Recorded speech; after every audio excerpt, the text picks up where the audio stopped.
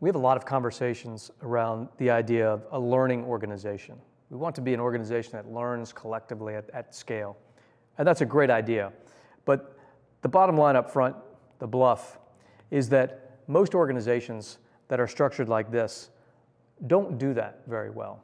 And so we challenge leaders to think about the systems they're putting in place to drive an organization that truly does learn collectively, which is one of the key variables of success in today's world. We look at that through a lens of a traditional organizational model versus the way the world actually looks these days. And in many ways, we're just a series of interconnected networks of individuals or like-minded pockets that connect around concepts and share information and ideas. And the world around us is in this state of near real-time change in a way that we've never seen before. When most organizations think about, where does creativity happen? Where do we learn? Where do we iterate based on information coming from teams that are actually out there in the environment? Well, you learn those things as you go out into the world and come back with new information. And some of it goes up to make the next decision. I went out to this meeting and I want to make this next offer or close this contract, and eventually I'm going to get decisions made from someone up here.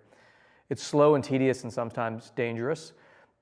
But there's also information that we learn out there that's going to go into some other pocket of the organization that says, hey, this is an important learning.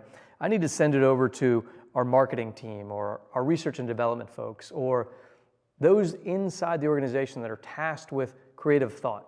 The problem is, for many organizations, they are literally separated from that environment through time and space.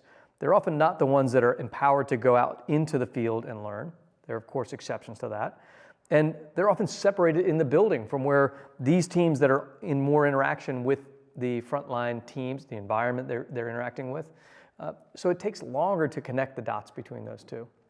And so creativity happens in a corner of the building, somewhere else on campus, where out here, if you ask in a networked environment, who's in charge of creative thinking?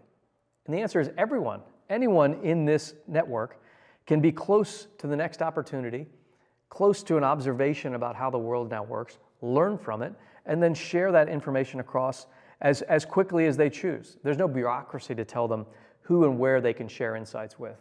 And their ability to do so is at their fingertips, quite literally. So everyone in a network can be a creative thinker, a design thinker, and process information in a way that makes sense to them in the moment, and then share those insights broadly. A traditional system is constrained by that. So we challenge leaders to think about the way they communicate and share information, the culture they build to drive a learning organization where real-time insights from the field can be pushed across your entire enterprise at a rate that keeps up with the networks that are challenging us.